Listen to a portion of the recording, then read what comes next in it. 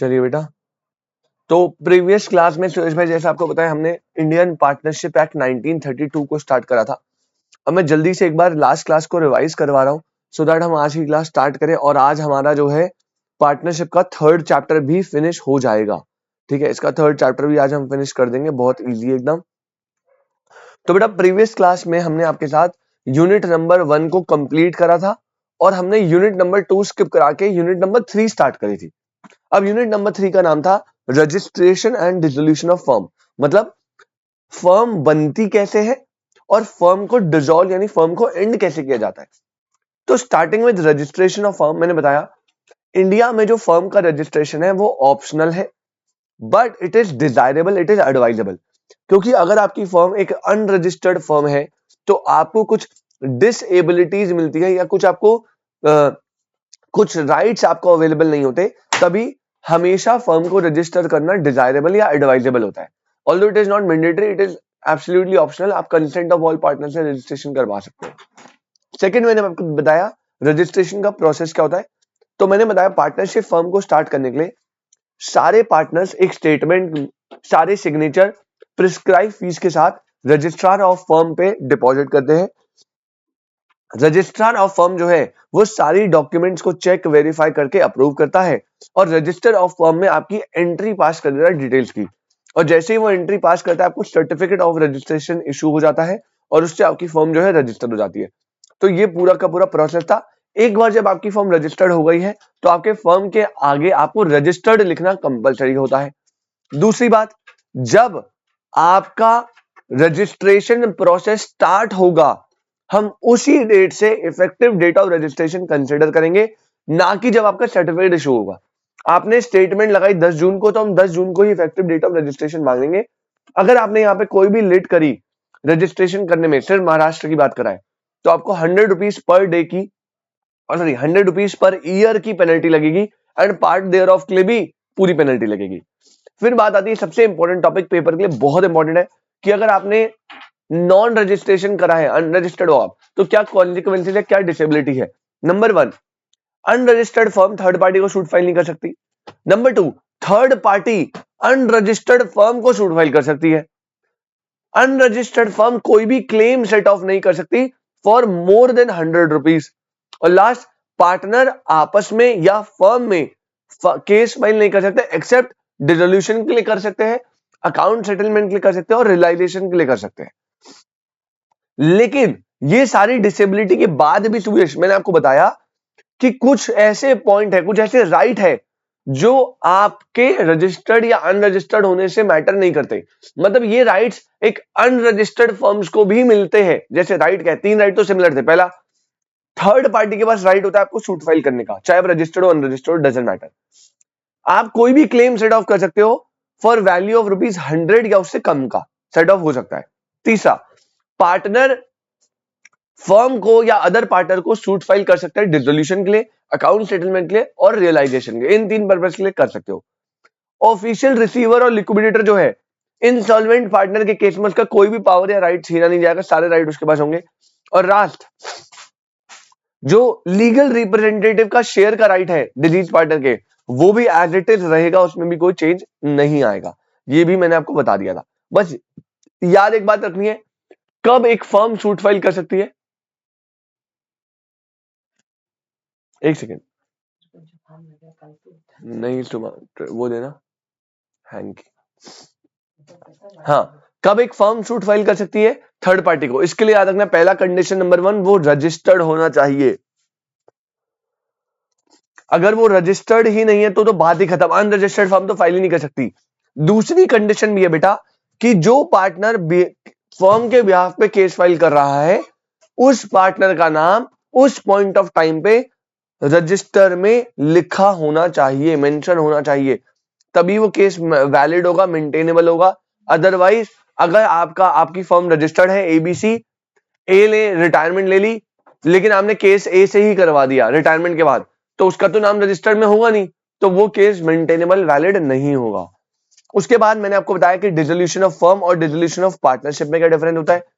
Dissolution of firm में business discontinue होता है, वहां पे बिजनेस कंटिन्यू रहता है।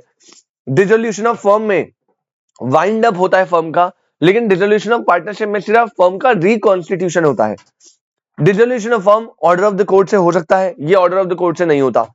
यहां पे जब भी डिसोल्यूशन ऑफ फर्म होगी तो उससे डिसोल्यूशन ऑफ पार्टनरशिप हो जाती है, लेकिन डिसोल्यूशन ऑफ पार्टनरशिप से डिसोल्यूशन ऑफ फर्म नहीं होता। रही बात फाइनेंशियल क्लोजर की, तो यहां पे होता है, यहां पे नहीं होता। यहां पे हम रियलाइजेशन अकाउंट बनाते हैं, वहां पे हम रिवैल्यूएशन अकाउंट बनाते हैं। तो ये एक बहुत इंपॉर्टेंट डिफरेंस जो आपको याद रखना है। उसके बाद बेटा चैप्टर का लास्ट टॉपिक जो हमारा आज करते हैं, हम खत्म कर देंगे, वो है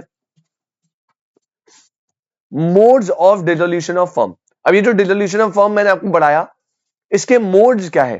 तो बेटा डिसोल्यूशन ऑफ फर्म के दो मोड्स होते हैं। पहला without order of the court, दूसरा with order of the court. Without order of the court में 4 केसेस थे और यहां पे 6 केसेस थे, मतलब टोटल 10 केसेस हमें पढ़ने हैं। पेपर में डायरेक्ट क्वेश्चन बनता है। अब हम यहां से स्टार्ट करेंगे। सुरेश भाई पहले बताओ मुझे, यहां पे रजिस्ट्रेशन या डिसोल्यूशन में अभी तक कोई भी डाउट? बहुत सिंपल सिंपल चीजें चल रही है बेटा।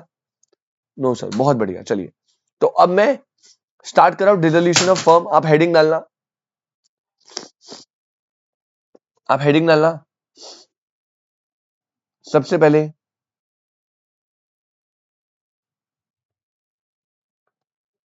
डिसोल्यूशन ऑफ फर्म, और ये जो अभी चल रहा है बेटा, ये चल रहा है विदाउट कोर्ट इंटरवेंशन।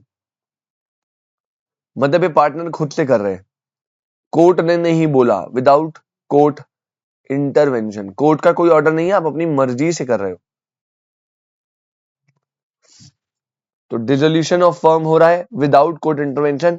4 केसेस आपको मैंने बताए थे, एक एक करके सारे पॉइंट स्टार्ट करेंगे बेटा। सबसे पहले पॉइंट नंबर 1 जो होता है डिसोल्यूशन बाय एग्रीमेंट। पहला पॉइंट था डिसोल्यूशन बाय एग्रीमेंट। ये क्या होता है सर? डिसोल्यूशन बाय एग्रीमेंट में क्या बोलता है, लिखेंगे। बहुत सिंपल है, कोई समझाने का कोई लोड ही नहीं है, बहुत सिंपल है। A firm may be dissolved, a firm may be dissolved, comma number A, with the consent of all the partner और नंबर बी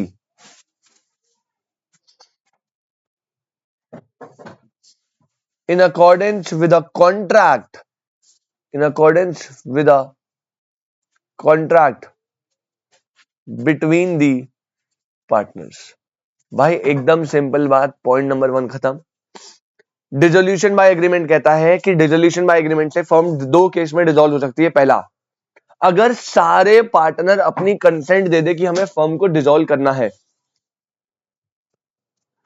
सारे पार्टनर अपनी कंसेंट दे दे फर्म को डिसॉल्व करना है, सारे partner, consent of all partner. या फिर दूसरा case, in accordance with contract between partners. मान लो जब हम पार्टनरशिप बना रहे थे, हमने कॉन्ट्रैक्ट बनाया था कि भाई हमारी पार्टनरशिप 1 ईयर तक चलेगी, मतलब ये एक फिक्स पार्टनरशिप हो गई। अब सुरेश भाई 1 ईयर लैप्स हो गया, तो एज पर कॉन्ट्रैक्ट हमारी पार्टनरशिप जो है वो अपने आप खत्म हो जाएगी। जब पार्टनरशिप खत्म होगी, पूरा बिजनेस बंद होगा, तो फर्म भी डिसॉल्व हो जाएगी। तो डिसोल्यूशन बाय एग्रीमेंट 2 केस में होता है। पहला, या तो सारे पार्टनर की कंसेंट ले लो, या फिर कॉन्ट्रैक्ट के अकॉर्डिंगली जो पार्टनर ने बनाया था उसके अकॉर्डिंग डिसॉल्व कर लो। This is point number 1, dissolution by agreement. अब आते हैं पॉइंट नंबर 2 पे। सर ऐसे छोटे छोटे, हाँ बेटा छोटे छोटे, सारे पॉइंट छोटे छोटे, एक आधा बड़ा है बस थोड़ा सा। सेकंड है डिसोल्यूशन बाय नोटिस, और ये एप्लीकेबल सिर्फ कब होगा बेटा? ये एप्लीकेबल होता है जब आपकी पार्टनरशिप एट विल है। जब आपकी पार्टनरशिप एट विल है तब ये एप्लीकेबल होगा। जब आपकी पार्टनरशिप एट विल है, ये तब एप्लीकेबल होगा। अब ये क्या बोलता है बेटा? मैंने आपको डेफिनेशन में ही पहले बता दिया था कि अगर आप एक पार्टनरशिप एट विल ऑपरेट कर रहे हो तो अगर एक पार्टनर भी एक single partner, consent of all नहीं चाहिए, अगर एक पार्टनर भी नोटिस दे दे कि भाई मैं फर्म को डिसॉल्व करना चाहता हूं, तो पार्टनरशिप एट विल डिसॉल्व हो सकती है बाय सिंगल नोटिस। तो यहां पे यही बात कर रहा है, डिसोल्यूशन बाय नोटिस, ये पार्टनरशिप एट विल में अप्लाई होता है। इसमें लिखेंगे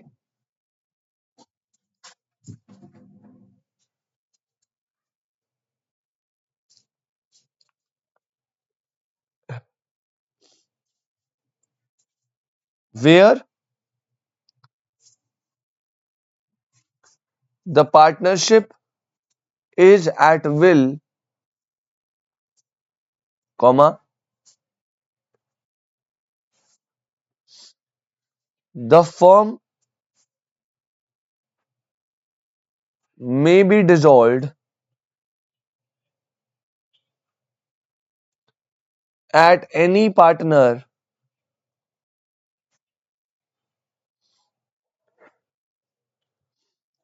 giving notice in writing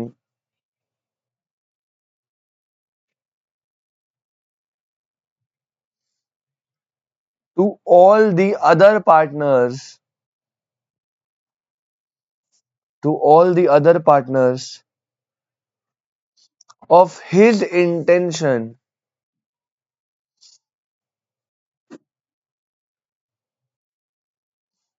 to dissolve the firm।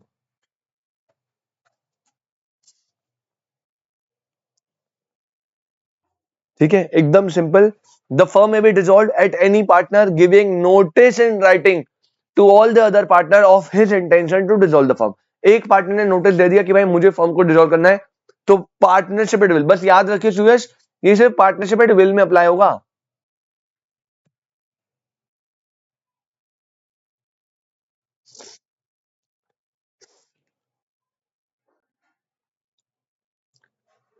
सुयश भाई आवाज आ रही है? कुछ नेटवर्क चला गया था शायद।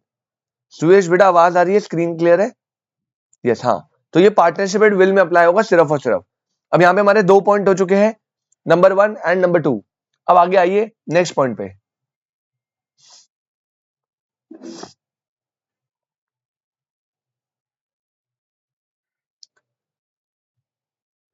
पॉइंट नंबर 3, फर्म और कब डिसॉल्व हो सकती है? तो थर्ड पॉइंट है बेटा, कंपल्सरी डिसोल्यूशन। नेक्स्ट पॉइंट है कंपल्सरी डिसोल्यूशन, कंपल्सरी डिसोल्यूशन।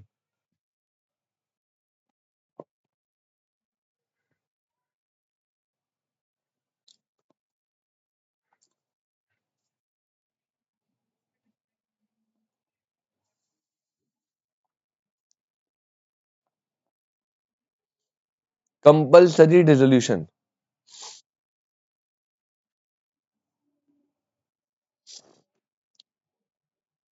हाँ।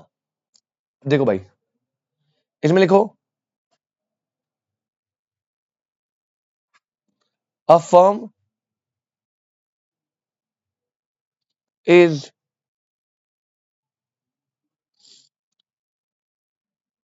Compulsory dissolved, comma, number A. Firm compulsory dissolve कब होगी? दो केस है बेटा, दो केस, बहुत ही simple. By the adjudication of all the partners or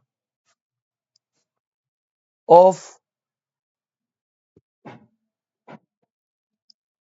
of all the partners or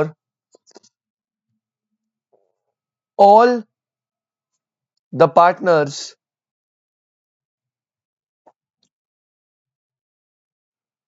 except one as insolvent, और लिखते रहे बेटा, और number B, by the happening of any event which makes it which makes it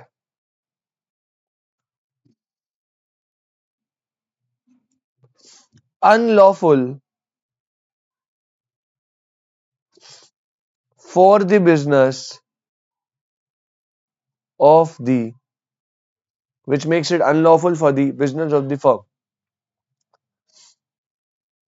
full stop. Suyash, दो case है बेटा, याद रखियो हमेशा।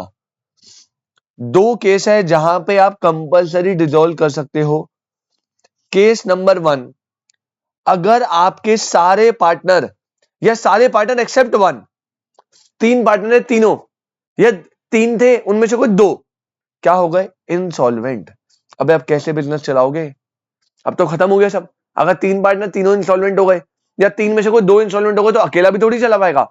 तो फर्म कंपलसरी डिसॉल्व होती है अगर सारे पार्टनर या सारे में से सारे partner except one partner insolvent हो जाए, या फिर कोई ऐसा इवेंट हो जाए जिससे बिजनेस अनलॉफुल हो गया। आप जो है बेटा प्लास्टिक बैग्स बनाते थे, गवर्नमेंट पार्टनरशिप फर्म बना ली, प्लास्टिक बैग की प्रोडक्शन करेंगे। गवर्नमेंट ने एक साल बाद प्लास्टिक बैग पे ही बैन लगा दिया, अब आपका बिजनेस ही अनलॉफुल हो गया। अगर आप उसे ऑपरेट करोगे तो इलीगल एक्टिविटीज हो जाएगा, इसीलिए आपको उसे कंपलसरी डिसॉल्व करना पड़ेगा। तो पहला पॉइंट क्या था, म्यूचुअल कंसेंट से कर दिया by agreement, partnership development notice देके कर दिया बाय नोटिस। अगर इन सब इंसॉल्वेंट हो गए या बिजनेस अनलॉफुल हो गया तब आपको करना पड़ेगा compulsory dissolution. I hope Suresh ये वाली बात समझ आती है।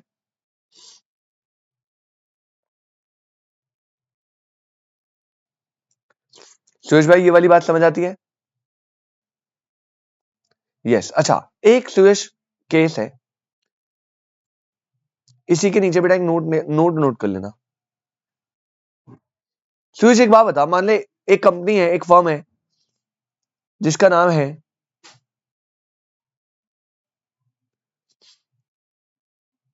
ABC and company.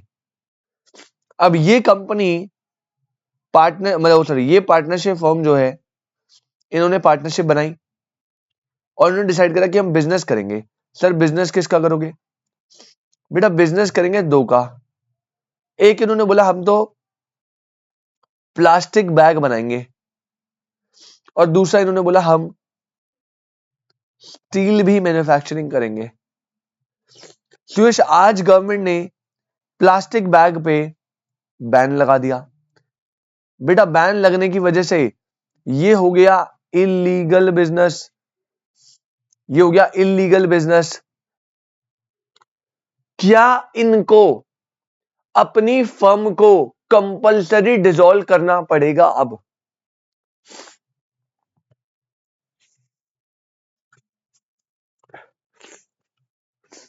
सुरेश भाई क्वेश्चन समझ आया? एक फर्म है जो दो बिजनेस में चल रही है, एक प्लास्टिक बैग और एक स्टील मैन्युफैक्चरिंग। प्लास्टिक बैग के उसमें बैन लग चुका है, बिजनेस इलीगल हो चुका है। अब मैंने बताया था इलीगल बिजनेस होने से आपको कंपलसरी डिसोल्यूशन करना पड़ता है। तो दो ऑप्शन है, क्या ये फर्म कंपलसरी डिसोल्यूशन करेगी अपना, या सेकंड ऑप्शन है कि ये स्टील मैन्युफैक्चरिंग पे ऑपरेट करेगी और प्लास्टिक बिजनेस को छोड़ देगी। सर पार्टली करना पड़ेगा क्योंकि स्टील का तो लिया, बिल्कुल ये बात याद रखना, यही नोट लिखवाना है। अगर कोई फर्म एक से ज्यादा एडवेंचर या एक से ज्यादा अंडरटेकिंग में ऑपरेट कर रही है और उसमें से कोई एक बिजनेस अनलॉफुल इलीगल हो जाता है, तो बेटा उसका मतलब ये नहीं है कि आपको फर्म आप कंपलसरी डिसॉल्व करनी पड़ेगी, आपको ये वाली प्रैक्टिस छोड़नी पड़ेगी। आप इसको ऑपरेट कर सकते हो, मतलब यहां पे फर्म को डिसॉल्व करना नहीं पड़ेगा। तो यही एग्जांपल में नोट लिखवाना था। अब आप इसका नोट लिख लीजिए बेटा प्लीज, ये एग्जांपल लिख के नोट लिख लेना। However, comma, when more than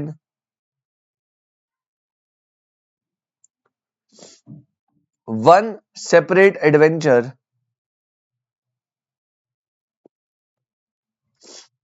or undertaking is carried on by the firm, comma, the illegality of one or more shall not of itself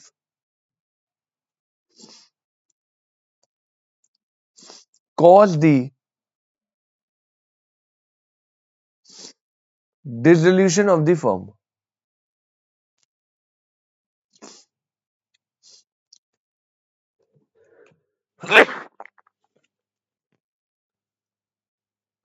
Sorry.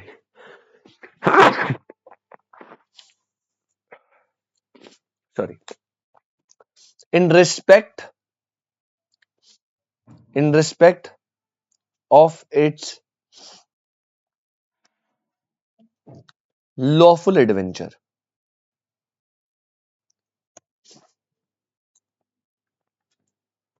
In respect of its lawful adventure.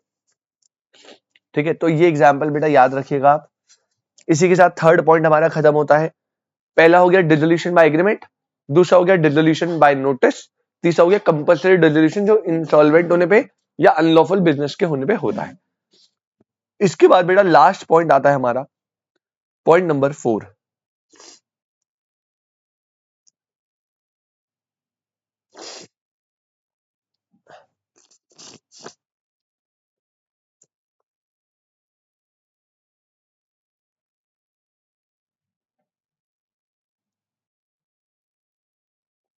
इसके बाद last आता है dissolution on the happening of certain contingencies.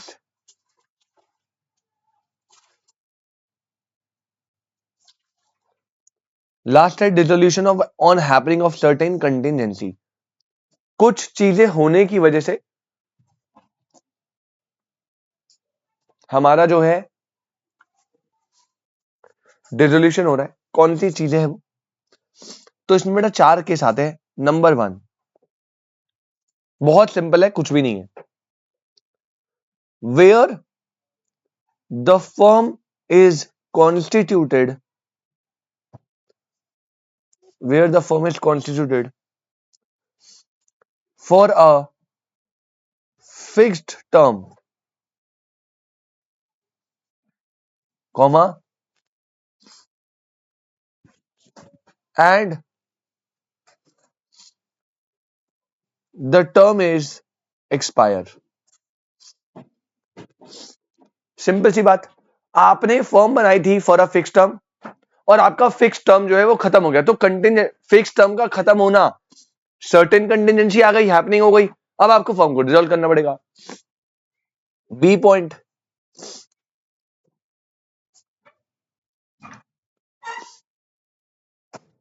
Bye the death of a partner, भाई किसी partner की death हो गई, ये भी हैपनिंग ऑफ सर्टेन कंटिजेंसी है, अब आपको फर्म डिसॉल्व करना पड़ सकता है। मैं बोलो करना पड़ सकता है, ठीक है। कई केसेस में हम ऑपरेट भी कर लेते हैं, कोई दिक्कत नहीं है, कई केसेस में आप डिसॉल्व कर सकते हो। By the adjudication of a partner as an insolvent. Oh sir ये तो कंपल्सरी डिसोल्यूशन में हमने लिखवाया था, तो अब ये यहां कैसे आ गया? बेटा समझो, यहां पे तो कंपल्सरी डिसॉल्व करना ही पड़ेगा, क्योंकि यहां पे मैंने लिखवाया था कि सारे पार्टनर इंसॉल्वेंट हो गए या all partner except one insolvent हो गया, तो तेरे पास ऑप्शन नहीं दे रहा मैं, डिसॉल्व करना ही पड़ेगा। लेकिन इस केस में मैंने बोला कि एक पार्टनर इंसॉल्वेंट हो गया, अब मान ले ए बी एंड सी है, उसमें से सी इंसॉल्वेंट हो गया, अब सी के इंसॉल्वेंट होने पे कंपल्सरी डिसोल्यूशन थोड़ी होगा। हाँ, अगर बी और सी हो जाते या तीनों हो जाते तो कंपल्सरी होता, लेकिन अब कंपल्सरी नहीं होगा। अब देख, इस चीज के होने पे ये कंसिडर होगा dissolution on happening of certain contingency. अब ए और बी के बाद ऑप्शन है कि अगर वो चाहे तो वो डिसॉल्व भी कर सकते हैं या वो कंटिन्यू कर सकते हैं। तो ना ये जो ऑप्शंस मैं दे रहा हूं ये वाले, ये ऑप्शनल है कि आपको डिसॉल्व करना है तो आप कर सकते हो, लेकिन अगर सारे पार्टनर इंसॉल्वेंट हो गए तो ऑप्शन नहीं है, फिर कंपलसरी डिसोल्यूशन है। सुरेश बेटा डिफरेंस समझ आया तेरे को? डिफरेंस समझ आ गया ना बेटा? पहले वो कंपलसरी डिसोल्यूशन में क्या था और अब यहां पे क्या है? यस, वहां पे सारे पार्टनर इंसॉल्वेंट हुए तो कंपलसरी करना पड़ेगा, एक पार्टनर इंसॉल्वेंट हुआ तो ऑप्शन है करना है कर लो। लास्ट रीजन, हाँ बस एक लास्ट पॉइंट लिख लेते हैं। Last point number D, where the firm is constituted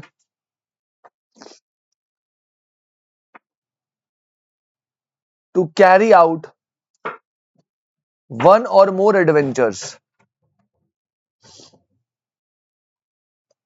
one or more adventures or undertaking,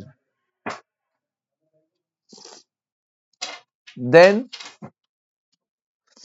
bye completion there of,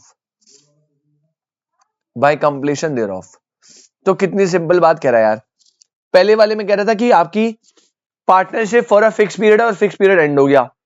last वाले में कह रहा है आपकी पर्टिकुलर पार्टनरशिप है जो एक सिंगल एडवेंचर या सिंगल अंडरटेकिंग के लिए बनती है, और वो एडवेंचर वो अंडरटेकिंग कंप्लीट हो गई तो भी आप चाहो तो फर्म को डिसॉल्व कर सकते हो। बेटा इसी के साथ विदाउट कोर्ट इंटरवेंशन के चारों पॉइंट होते हैं खत्म। एक साइड हमारा खत्म हो गया। अब हम रीजॉइन करो क्लास को, फिर हम करते हैं with order of the court वाले पॉइंट्स। जल्दी करिए।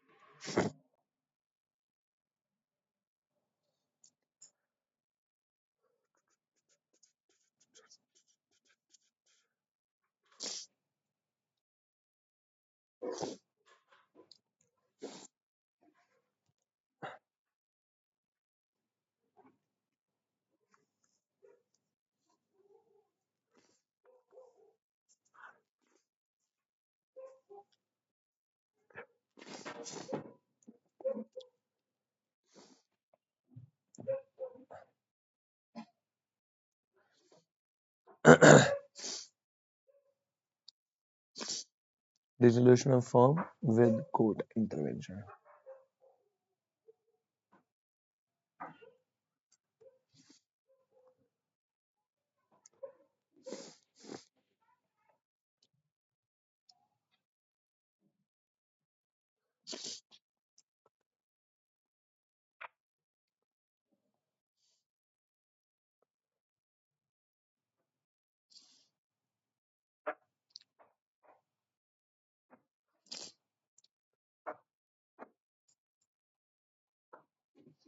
सुरेश भाई नेक्स्ट हेडिंग डालो, dissolution of firm by the court. मतलब यहां पे कोर्ट ऑर्डर आपको देगा फर्म को डिसॉल्व करने का। सेक्शन लगता है 44, ठीक है। उससे पहले 41, 42, 43 इनके होते हैं, बट ये इंपॉर्टेंट नहीं है, आप ये लिख लो dissolution by a firm, dissolution of firm by order of the court. अब भाई देखो सिंपल सी बात है, मैंने पहले भी बताया था सारे पॉइंट एकदम सिंपल है, कुछ बताने की जरूरत नहीं है। कोर्ट इन ग्राउंड्स पे आपके लिए डिसोल्यूशन का ऑर्डर पास कर सकता है। पहला, अगर आपका कोई भी पार्टनर ए बी सी है, सी जो है वो अनसाउंड माइंड का हो गया, तो अगर ए और बी चाहे तो कोर्ट के पास जा सकते हैं, वो ये बता सकते हैं कि हमारा जो पार्टनर है वो अनसाउंड माइंड का हो चुका है, और वो कोर्ट से ऑर्डर लेके फर्म को डिसॉल्व करा सकते हैं। मैं बोल रहा हूं करा सकते हैं, ठीक है। दूसरा, परमानेंट इनकेपेसिटी, मतलब आपका जो पार्टनर है बेटा वो परमानेंट इनकेपेबल हो गया, एक्सीडेंट में अपने हाथ पैर चले गए उसके, अब वो एक्टिव पार्टनर नहीं है, काम नहीं कर सकता, कुछ नहीं कर सकता, तो जो दूसरा पार्टनर है वो चाहे तो कोर्ट पे जाके ऑर्डर पास करके फर्म को डिसॉल्व करा सकता है। अगर आप परसिस्टेंट कर रहे हो ब्रीच ऑफ एग्रीमेंट, परसिस्टेंट का मतलब होता है कंटिन्यू, अगर आप बार बार बार बार बार बार ब्रीच ऑफ एग्रीमेंट ही कर रहे हो और कोर्ट को ये बात पता लग गई, तो बेटा वो आपका डिसोल्यूशन करवा सकता है। नेक्स्ट, अगर आपने ट्रांसफर ऑफ इंटरेस्ट कर दिया, ट्रांसफर ऑफ इंटरेस्ट का मतलब क्या है?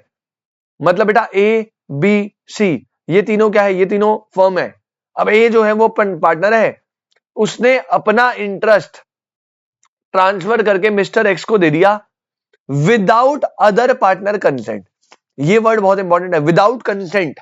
अगर सबसे पूछ के कराए तो कोई दिक्कत नहीं है, तब तो टेक्निकली हो गया। विदाउट कंसेंट अगर आप शेयर ट्रांसफर कर रहे हो तो बी और सी को बाद में पता चला कि भाई ये तो हमसे बिना पूछे अपना शेयर ट्रांसफर कर रहा है, तो अगर बी और सी चाहे तो ऑर्डर ऑफ द कोर्ट से जाके फर्म को डिसॉल्व करा सकते हैं। नेक्स्ट है परपेचुअल लॉसेस। अगर आप कोर्ट के पास जाके बोल दो, बता दो, प्रूव कर दो कि सर हमारे बिजनेस में कॉन्टिन्यूअस लॉस होगा, मतलब ये बिजनेस ऑपरेट ही होगा लॉस पे, ये बिजनेस या तो हम ऑपरेट करेंगे तो लॉस होगा, और अगर हम या तो बंद कर देंगे, प्रॉफिट में ऑपरेट हो ही नहीं सकता, तो भी फर्म आपको कोर्ट आपको ऑर्डर देके डिसॉल्व करा सकता है। और लास्ट है जस्ट एंड इक्विटेबल ग्राउंड। किसी भी अदर ग्राउंड पे अगर कोर्ट को सही लगा डिसॉल्यूशन करवाना तो वो उस ग्राउंड पे भी करवा सकता है। ये 6 पॉइंट है, बहुत ही सिंपल। अब हम फटाफट लिख लेते हैं, आपको क्वेश्चन डायरेक्टली आता है इसमें से कि dissolution of firm by order of the court कब होगा, तो आपको सेक्शन 44 पूरा बताना है। ठीक है, फटाफट लिखेंगे बेटा। पहला पॉइंट,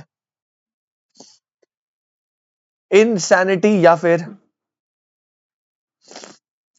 अनसाउंड माइंड।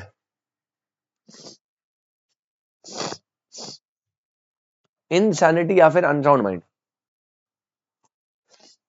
लिखेंगे इसमें।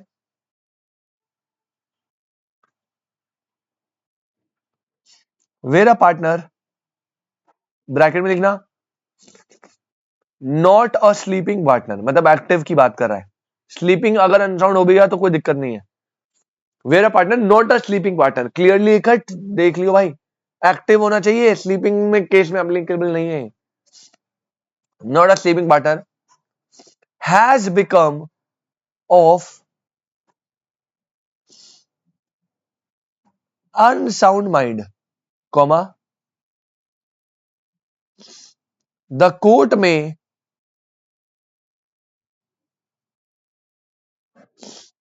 dissolve the firm, the court may dissolve the firm on a suit of other partner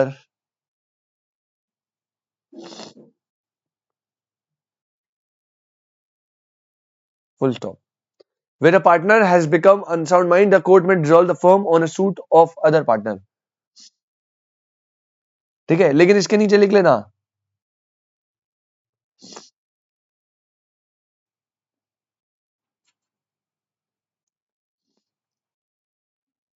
temporary sickness is no ground for dissolution of firm। बेटा टेम्पररी सिकनेस जो है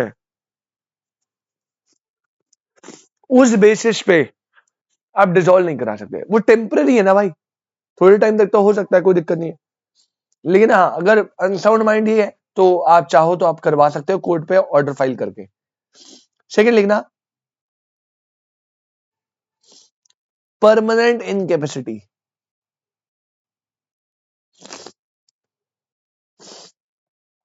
सेकंड है परमानेंट इनकेपेसिटी, इसमें लिखना, when a partner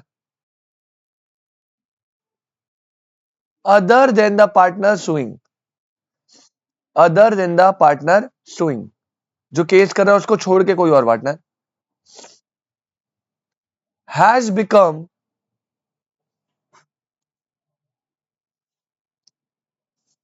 permanently incapable, permanently incapable of performing his duties, of performing his duties as partner, comma, then the court may dissolve, the court may dissolve the firm.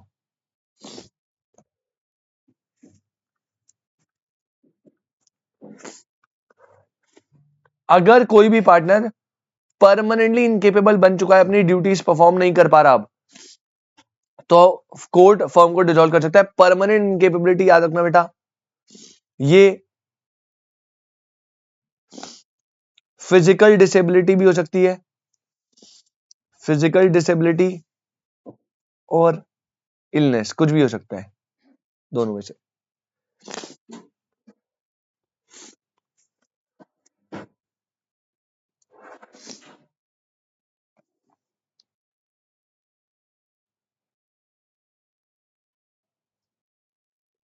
चलिए point number 3, ये point उस list में नहीं था लेकिन यहां पर है, मैं भूल गया था लिस्ट में करवाना। पॉइंट नंबर 3 है बेटा मिसकंडक्ट। अगर कोई भी पार्टनर मिसकंडक्ट करता है, मतलब फ्रॉड वगैरह कुछ भी, तो अदर पार्टनर कोर्ट में ऑर्डर देके फर्म को डिसॉल्व करवा सकते हैं। बहुत ही सिंपल लिखेंगे, where a partner, where a partner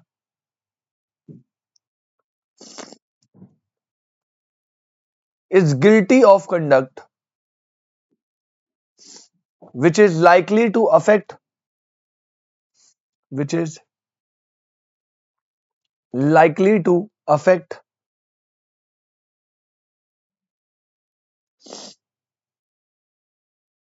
prejudicially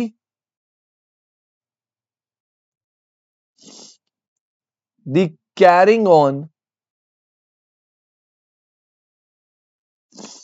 of business, comma, the court may order for dissolution of firm।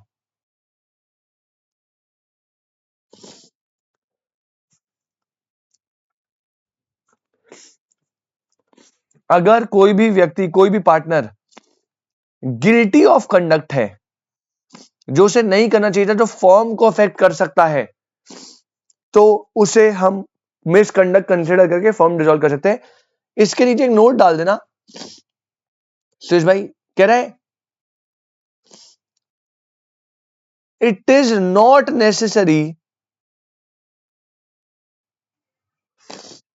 That misconduct must relate to the conduct of the business, to the conduct of the business.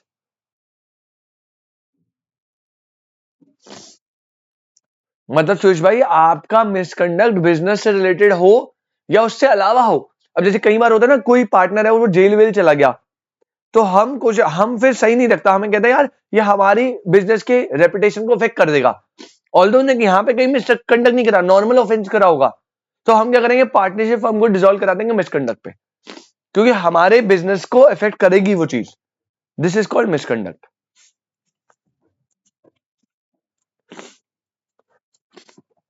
Next आते हैं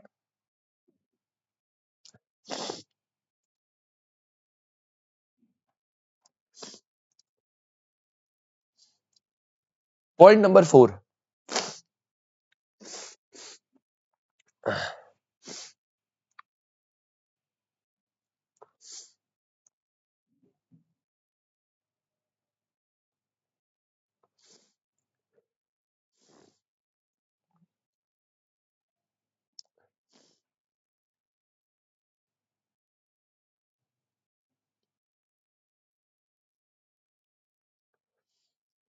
persistent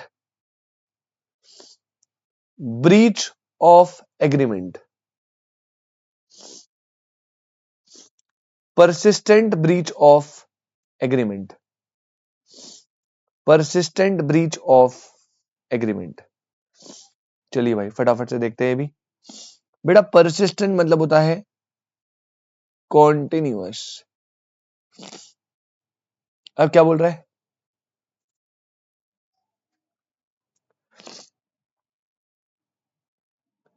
where a partner,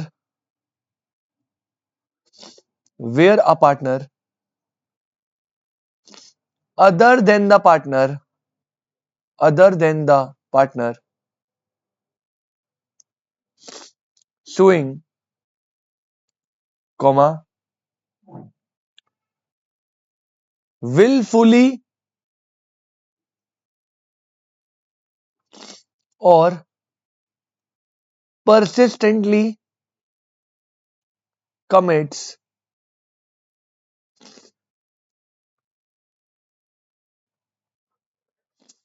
breach of agreements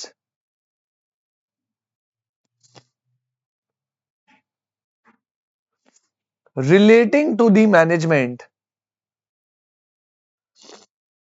of the affairs of the firm.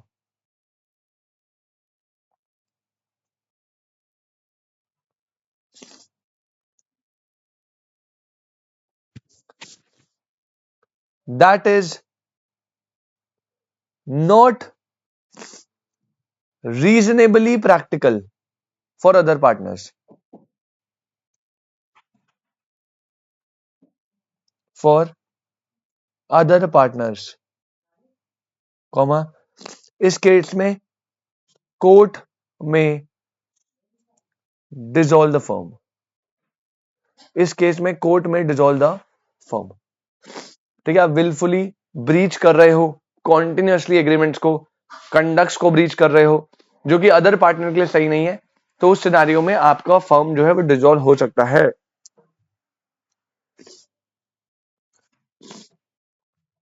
चलिए आगे बढ़ते हैं सुरेश भाई, बस एक दो और बच गए, transfer of interest, continuous loss, ठीक है दो और बच गए, फटाफट देखते हैं। पॉइंट नंबर 5, 5 है 4 है, हाँ 5 है। पॉइंट नंबर 5 आता है which is transfer of interest.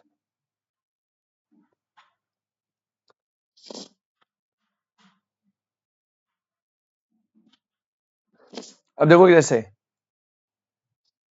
A B C ये तीनों पार्टनर्स हैं। अब जो ए है बेटा, ए ने दो केस हो सकते हैं। केस नंबर 1, पहला शेयर ट्रांसफर कर दिया मिस्टर एक्स को without consent, without consent of other partners, ये पहला केस है। या फिर दूसरा केस नंबर 2, ए ने टैक्स पेमेंट नहीं करा था, ए भाई साहब ने अपना टैक्स पे नहीं करा, तो इनकम टैक्स डिपार्टमेंट ने क्या करा, कोर्ट पे गए और कोर्ट से ऑर्डर ले लिया कि ए का जितना भी शेयर होगा ना वो हम लोग ले लेंगे टैक्स की वसूली के लिए। मैं सिंपली दोबारा बता रहा हूं, ए भाई साहब ने टैक्स की पेमेंट नहीं करी थी, अपनी अपनी पर्सनल टैक्स की पेमेंट नहीं करी, तो कोर्ट ने बोला कि भाई 100% शेयर ऑफ ए जो है, ऑफ ए जो है वो सेल करो एंड टैक्स को, टैक्स में एडजस्ट कर दो इसे। अब ध्यान से देखना क्या हो रहा है, यहां पे ए का जो शेयर है, जो इंटरेस्ट है वो ट्रांसफर हो रहा है, या तो वो किसी और पर्सन को दे रहा है विदाउट कंसेंट, या फिर कई बार टैक्स के सिचुएशन में किसी और डिपार्टमेंट जैसे टैक्स वालों को दे रहा है। इस अगर ऐसी सिचुएशन है सुरेश, तो बी और सी में से कोई भी चाहे तो वो कोर्ट के पास जाके फर्म को डिसॉल्व करवाने के लिए अपील कर सकता है। ये दो केसेस में कवर होते हैं बेटा, ये दो केस। सुरेश समझ आया बेटा?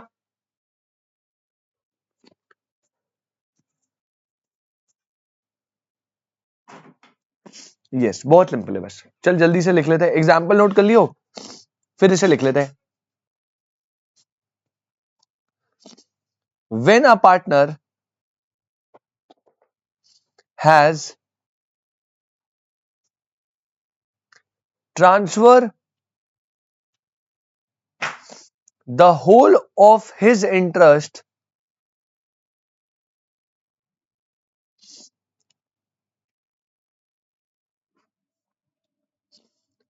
इन द फर्म, पहला, टू अ थर्ड पार्टी जैसे मिस्टर एक्स, और number B, has allowed his share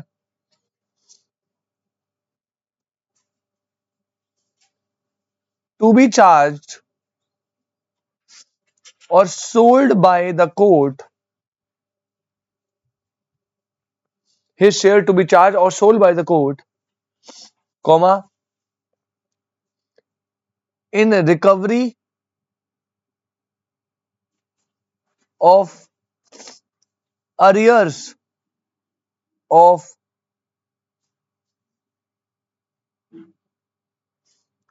land revenue due by the partner. ये दोनों केस बताए मैंने आपको। पहला, थर्ड पार्टी को शेयर ट्रांसफर कर दिया होली, या फिर कोर्ट के थ्रू आपने अपना शेयर जो है वो सोल्ड कर दिया है उन अरियर्स के लिए जो आपके ड्यू है। जैसे मैंने टैक्स की बात करी थी, तो इन दोनों सिनेरियो में द कोर्ट में dissolve the firm,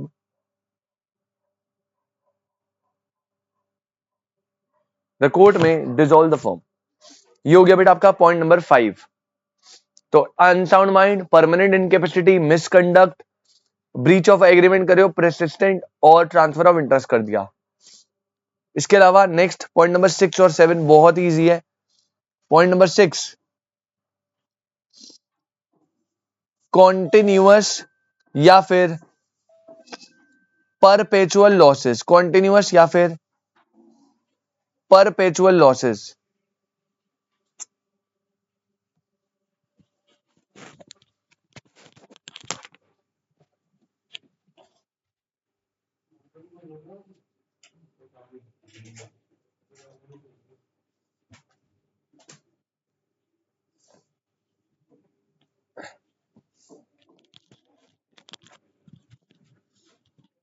कॉन्टिन्यूअस या फिर परपेचुअल लॉसेस। अब इसमें क्या बोल रहा है सर? कॉन्टिन्यूअस या फिर परपेचुअल लॉसेस में क्या बोल रहा है? लिखना 2 लाइन बस। Where the business of the firm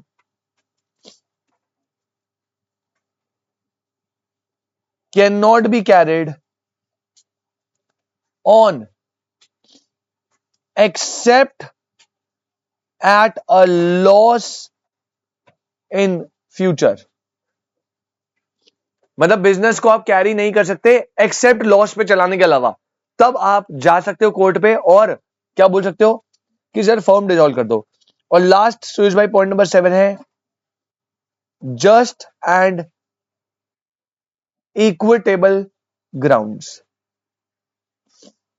just and equitable grounds, इसमें क्या आता है?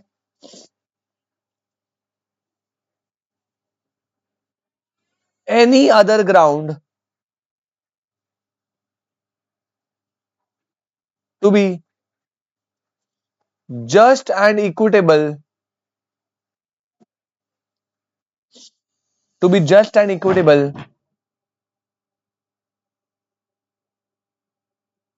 for dissolution of the firm।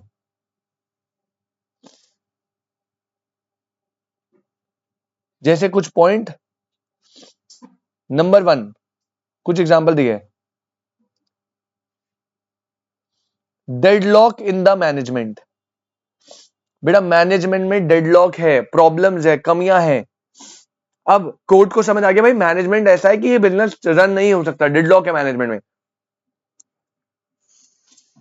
तो उस सिनेरियो में वो जस्ट एन इक्विटेबल ग्राउंड बोल सकते हैं, क्योंकि ऊपर कोई पॉइंट कवर नहीं हो रहा ना, तो डाल दिया। वेयर क्या है, partners are not in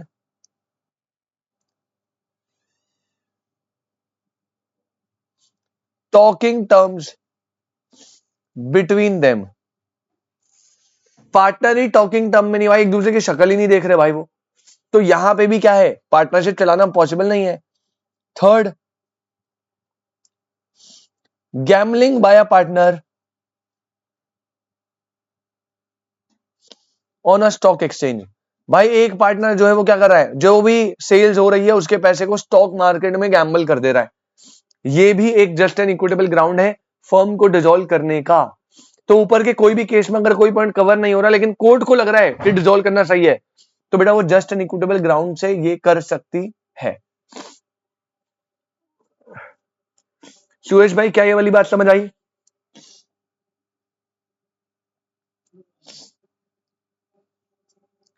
yes, बस ये आपका बेटा सारे के सारे पॉइंट्स हो चुके हैं जो आपको पढ़ने हैं किसमें, डिसोल्यूशन के मोड्स में। ठीक है, यहां पे हमारे सारे पॉइंट्स खत्म हो गए, without court intervention, with court intervention, सारी बातचीत हमने डन कर ली है। सर क्या ये चैप्टर खत्म हो गया? बेटा देखो ऑलमोस्ट चैप्टर पूरा खत्म है, इसमें ना 3-4 नोट है छोटे छोटे जो हम अगली क्लास आके कर लेंगे, कोई दिक्कत नहीं है उसमें। लास्ट पॉइंट, अच्छा एक मिनट, अगली क्लास में जो आए हम आपको वो नोट करवा देंगे और फिर हम स्टार्ट करेंगे पॉइंट नंबर 2, मतलब 15-20 मिनट शायद लगेंगे उन नोट्स में, वो नोट करवा के हम आपके साथ स्टार्ट करेंगे पॉइंट चैप्टर नंबर 2, जो आपको याद है ना हमने स्किप करा था चैप्टर नंबर 2, तो वो चैप्टर नंबर 2 करेंगे। और छोटा सा चैप्टर है, मतलब बढ़िया है, सिंपल है, कोई दिक्कत नहीं है, तो वो डन करेंगे अपनी नेक्स्ट क्लास में। इसके नोट करवाने, एक बार अगर मैं भूल जाऊं सुरेश याद दिला दियो, सर आपको ना इसमें नोट लिखवाने थे 3-4 छोटे छोटे, तो वो नोट लिखवा के अपन लोग चैप्टर नंबर 2 स्टार्ट करेंगे। ओके, चलो भाई मिलते हैं आपसे next class, thank you so much, tata bye bye, take care.